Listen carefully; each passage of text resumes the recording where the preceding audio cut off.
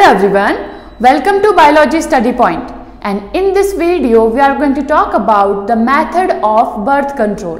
Birth control क्या होता है आखिर और हमें इसकी ज़रूरत क्यों होती है?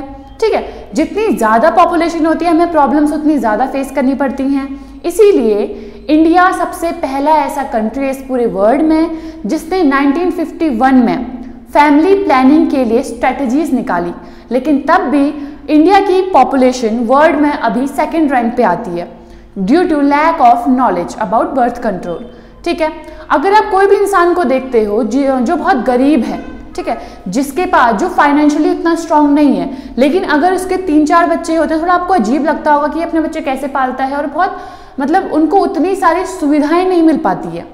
ठीक है, अगर उस इंसान को बर्थ कंट्रोल की थोड़ी बहुत नॉलेज होती तो क्या पता उसके 1-2 बच्चे होते और उसको थोड़ा फाइनेंशियली वो स्ट्रांग रहता। ठीक है, तो आज हम लोग पढ़ने वाले हैं कि हम लोग बर्थ को कंट्रोल कैसे कर सकते हैं, जो बहुत इंपॉर्टेंट टॉपिक है, क्योंकि अगर पॉपुलेशन ऐसे ही बढ़ती गई तो हमें आगे जाके बहुत सारी प्रॉब्लम्स फेस करनी पड़ेंगी। ठीक है, तो बर्थ कंट्रोल का ऑब्जेक्टिव क्या होता है? हमें स्पर्म और एग के फ्यूजन को रोकना होता है। ठीक है, उसमें हमें बहुत सारे मेथड्स होती हैं, बहुत सारे पिल्स होते हैं, बहुत सारे बैरियर्स होते हैं, आईयूडीज होती हैं, बहुत सारे मेथड्स होते हैं जिससे हम क्या कर सकते हैं, एक जाइगोट के फॉर्मेशन को रोक सकते हैं। ऑलराइट, तो आज हम लोग सबसे पहले पढ़ेंगे मेथड्स ऑफ बर्थ कंट्रोल, जिसमें हम लोग फर्स्ट टॉपिक है हमारे पास नेचुरल मेथड, और 2 वर्ड बहुत इंपॉर्टेंट हैं इस चैप्टर में। फर्स्ट है आपका कॉन्ट्रासेप्शन, सेकेंड है आपका कॉन्सेप्शन। कॉन्ट्रासेप्शन का मतलब होता है कि अनवांटेड प्रेगनेंसी से छुटकारा पाना। ठीक है, कि अगर कोई भी ऐसी फीमेल है जिसको बच्चा नहीं चाहिए तो वो कोई भी मेथड से अपने इस जाइगोट के फॉर्मेशन को या फिर एग और स्पर्म की मीटिंग को रोक सकती है। ठीक है ना, और कॉन्सेप्शन का मतलब होता है प्रेगनेंसी, जब जाइगोट फॉर्म हो जाता है उसके बाद जो फीमेल है प्रेग्नेंट हो जाती है। तो 2 वर्ड कौन से हैं? Contraception and conception. ऑलराइट, और एक आइडियल कॉन्ट्रासेप्शन, एक आइडियल कॉन्ट्रासेप्शन, ठीक है, कॉन्ट्रासेप्टिव। तो एक आइडियल जो कॉन्ट्रासेप्टिव होता है, इसके फीचर्स क्या क्या होते हैं कि हम लोग किसे बोलेंगे कि तो एक आइडियल कॉन्ट्रासेप्टिव है? आइडियल कॉन्ट्रासेप्टिव का मतलब एक ऐसी मेथड जो कोई भी अनवांटेड प्रेगनेंसी से छुटकारा दिलाने में हेल्प करती है। ठीक है, तो आइडियल कॉन्ट्रासेप्टिव पहला होना चाहिए यूजर फ्रेंडली। यूजर फ्रेंडली का मतलब क्या है कि इसको कोई भी इंसान इजीली अपनी बॉडी में लगा सकता है बिना कोई रॉकेट साइंस के।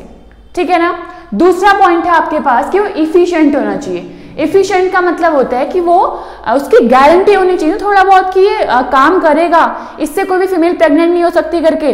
अब 100% कोई भी चीज की तो गारंटी है नहीं, बट 95 या फिर 99% थोड़ा बहुत तो श्योरिटी होना कि इसको यूज करे, तो क्या पता चांसेस ना हो। ठीक है, थर्ड वन है आपके पास कि वो कॉस्ट फ्रेंडली होना चाहिए, थोड़े कम रेट में मिलना चाहिए, ताकि जो गरीब लोग होते हैं या फिर जैसे मिडिल क्लास फैमिली कोई भी, ठीक है, उसको इजीली कोई भी शॉप से खरीद के अपनी बॉडी में यूज कर सके। वरना अगर बहुत कॉस्टली रहेगा तब तो जो गरीब का बच्चा है वो उसको यूज ही नहीं कर पाएगा। ठीक है ना, तो अभी तक ये क्या था, यूजर फ्रेंडली, एफिशिएंट और कॉस्ट फ्रेंडली। कॉस्ट, हाँ, उसका कॉस्ट कम होना चाहिए। एक मेन पॉइंट है कि उसके साइड इफेक्ट नो या फिर लीस्ट होने चाहिए, कम साइड इफेक्ट या फिर होने ही नहीं चाहिए। ठीक है ना, अगर आप अपनी बॉडी में कोई भी कॉन्ट्रासेप्टिव यूज कर रहे हो, चाहे वो आईयूडी हो, बैरियर हो या फिर कोई भी पिल्स हो, केमिकल मेथड हो, तो उससे आपकी बॉडी में कोई भी रिएक्शन नहीं होनी चाहिए, आपकी बॉडी कोई भी नुकसान नहीं होना चाहिए, या फिर होगा तो थोड़ा बहुत तो चलता ही है क्योंकि आप बॉडी में कुछ यूज कर रहे हो। ठीक है ना, तो ये है आपके पास कॉन्ट्रासेप्टिव के फीचर्स कि कैसा होना चाहिए।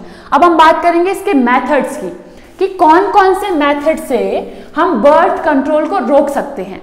तो मेथड्स को हम लोग क्लासिफाई करते हैं natural method, mechanical method, chemical method, surgical method, और इन्हीं के अंदर पे आपके आते हैं IUD, oral contraceptive pills, chemical method, surgical method, सब इसी के अंदर पे आते हैं। ठीक है, तो आज की वीडियो में हम बात करने वाले हैं नेचुरल मेथड के बारे में।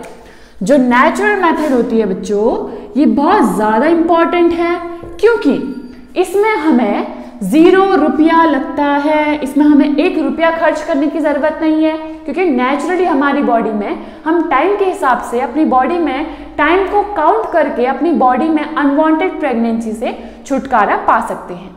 ठीक है ना, मतलब कि इसमें हम कोई भी 1 रुपया खर्च करने की जरूरत नहीं है। कैसे, मैं आपको समझाती हूँ। नेचुरल में हम 2 चीजें कर सकते हैं। पहला आपका है विड्रॉल मेथड, ठीक है, विड्रॉल मेथड। अब विड्रॉल का मतलब अगर आप सर्च करोगे तो विड्रॉल का मतलब होता है निकालना, ठीक है ना। अब देखिए, अगर इजैकुलेशन के टाइम पर, इजैकुलेशन मतलब होता है जब मेल अपने पेनिस से फीमेल के वजाइना में सीमेन को छोड़ने वाला होता है या फिर रिलीज करने वाला होता है, उसको हम बोलते हैं इजैकुलेशन। बट अगर मेल उसी इजैकुलेशन से कुछ सेकंड पहले अपना पेनिस उस वजाइना से बाहर निकाल ले, अब जिससे क्या होगा, अब मेल के पेनिस से सीमेन तो फीमेल के वजाइना में एंट्री नहीं किया, अगर सीमेन ही एंट्री नहीं करेगा तो स्पर्म कहां से जाएंगे, क्योंकि स्पर्म तो मेल के सीमेन में है ना अभी तक, ठीक है, जो कि यूरेथ्रा की हेल्प से आएंगे।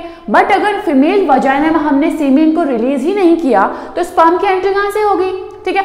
तो ये है आपका विड्रॉल मेथड। बट इसमें थोड़ा बहुत डाउट रहता है, क्योंकि बहुत बार क्या होता है कि विड्रॉल मेथड श्योरिटी की नहीं होती, क्योंकि नेचुरल मेथड है ना, इसमें क्या होता है कि पक्का हम लोग इसमें गारंटी नहीं दे सकते हैं। होता क्या है, इजैकुलेशन से कुछ 1-2 सेकंड पहले मेल के पेनिस से कुछ फ्लूइड फीमेल की बॉडी में ऑलरेडी जा चुका होता है, ठीक है। अब इस फ्लूइड में स्पर्म तो नहीं होते, बट क्या पता चांसेस हैं कि इस फ्लूइड में स्पर्म की एंट्री हो गई, क्योंकि पाथ तो एक ही मेल के पेनिस से, ठीक है। मेल के पेनिस में एक ही पाथ तो है, यूरेथ्रा, वहां से वो यूरिन भी पास करेगा, फ्लूइड भी पास करेगा, सीमेन भी पास करेगा। तो क्या पता चांसेस हैं कि इजैकुलेशन के टाइम पे उसी पाथ से थोड़ा बहुत फ्लूइड के साथ स्पर्म भी एंट्री करके, अब हम जानते हैं कि एक एग को फ्यूज करने के लिए बस हमें 1 स्पर्म चाहिए होता है, ठीक है। अब बाकी तो मिलियंस मर जाते हैं, बट क्या पता चांसेस, हम बोल नहीं सकते ना कि 100% है।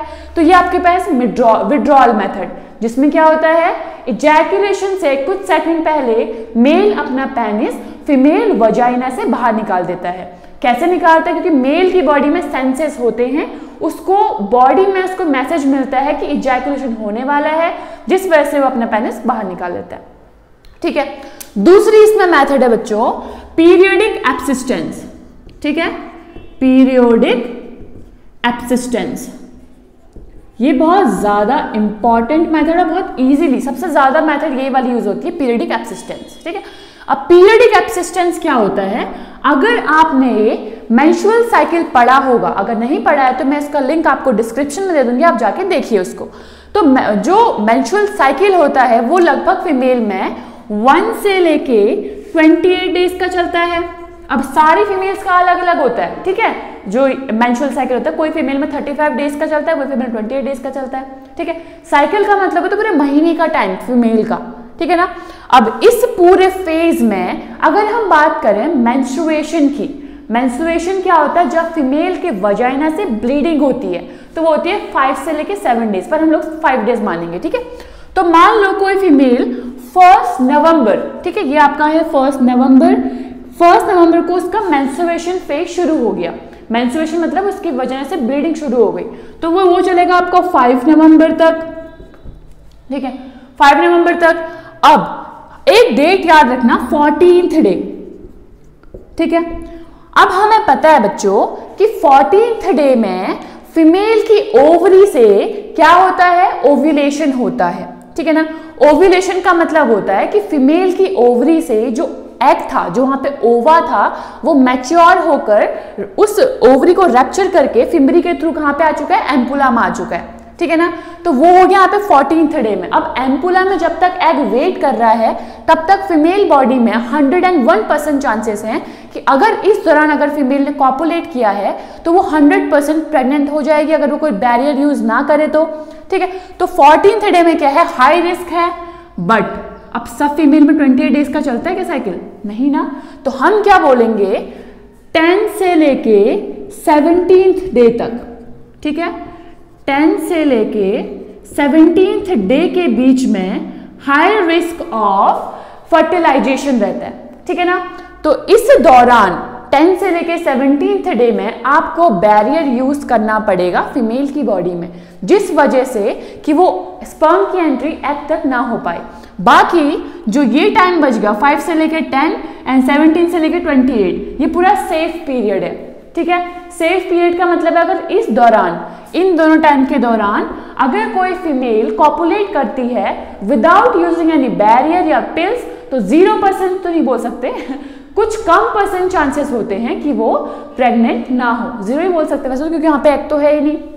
मेन रोल तो इसमें एग का है ना, अगर वहां पे एग वेट करेगा तब वो प्रेग्नेंट होगी, अगर एग वेट नहीं है, अगर वहां पे एग है ही नहीं, तब वो प्रेग्नेंट कैसे होगी? आई बात समझ में? तो डेट याद रखना, ये 10 से लेके 17th डे के बीच में, इस दौरान पे हाई रिस्क ऑफ प्रेगनेंसी रहता है। ठीक है, ये है आपका हाई रिस्क ऑफ प्रेगनेंसी, जिस दौरान फीमेल में चांसेस रहते हैं प्रेगनेंसी के। बाकी मेंस्ट्रुएशन के 5 दिन बाद और मेंस्ट्रुएशन स्टार्ट होने के 1 हफ्ते पहले पूरे अच्छे चांसेस हैं कि फीमेल में प्रेगनेंसी के चांसेस कम है। मैं एक चीज भूल गई आपको बताना कि इसका एक और टाइप रहता है। ठीक है, जो नेचुरल मेथड है इसका एक और टाइप हम बोल सकते हैं, वो है आपका लैक्टेशनल एमेनोरिया। ठीक है, लैक्टेशनल एमेनोरिया। ठीक है, लैक्टेशनल एमेनोरिया का मतलब क्या होता है? जब कोई फीमेल में लैक्टेशन फेज चलता है, लैक्टेशन फेज का मतलब है जब बेबी का बर्थ हो जाता है और उसके बाद जो फीमेल के ब्रेस्ट में मिल्क फॉर्मेशन शुरू होता है। ठीक है, मिल्क क्या करता है, अपनी बेबी को फीड करवाती है फीमेल। ठीक है, तो लगभग 6 महीने तक फीमेल बॉडी में मेंस्ट्रुएशन नहीं चलता, और ये टाइम होता है लैक्टेशन का। लैक्टेशन मैंने आपको पढ़ाया था पिछली वीडियो में बहुत पहले, ह्यूमन रिप्रोडक्शन में, जिसमें हमने पढ़ा था कि लैक्टेशन क्या होता है, जब फीमेल के ब्रेस्ट से मिल्क का फॉर्मेशन होकर वो अपने बेबी को ब्रेस्ट फीडिंग करवाती है। ठीक है ना, बर्थ के बाद की बात कर रही हूँ। तो जब बेबी बर्थ होता है उसके 6 महीने बाद तक, 6 मंथ, ठीक है, आफ्टर बेबी मंथ, उसके 6 महीने बाद तक क्या होता है कि फीमेल बॉडी में लेस रिस्क ऑफ प्रेगनेंसी रहता है। ठीक है, अगर इस दौरान, क्योंकि हार्मोन बहुत डिसबैलेंस चलता है फीमेल बॉडी में 6 महीने तक, लगभग सिर्फ ऐसे 5 मान सकते हो। ठीक है, 100% अगर श्योरिटी चाहिए तो आपको, तो इस दौरान पे क्या होता है कि फीमेल बॉडी में उतना एग का फॉर्मेशन नहीं होता, एग वहां पे मैच्योर होगा ही नहीं उसकी ओवरी में। आई बात समझ में ना? क्यों ऐसा? क्योंकि वो 9 मंथ तक का क्या और क्या फीमेल भी प्रेग्नेंट थी, तो उसकी बॉडी में ऑलरेडी हार्मोन डिसबैलेंस चल रहे थे कि बर्थ के 6 महीने बाद तक फीमेल बॉडी में कम रिस्क रहता है प्रेगनेंसी का। क्यों रहता है? क्योंकि बॉडी में ऑलरेडी हार्मोन का डिसबैलेंस चलता है। तो ये है आपके पास तीनों के तीनों नेचुरल मेथड, विड्रॉल, पीरियडिक अपसिस्टेंस और लैक्टेशनल एमेनोरिया, जिसमें आपको 1 रुपया खर्च करने की जरूरत नहीं है, ये फ्री ऑफ कॉस्ट है। सिर्फ थोड़ा बहुत एजुकेशन की दिक्कत से बहुत लोग ये मेथड छूट जाते हैं।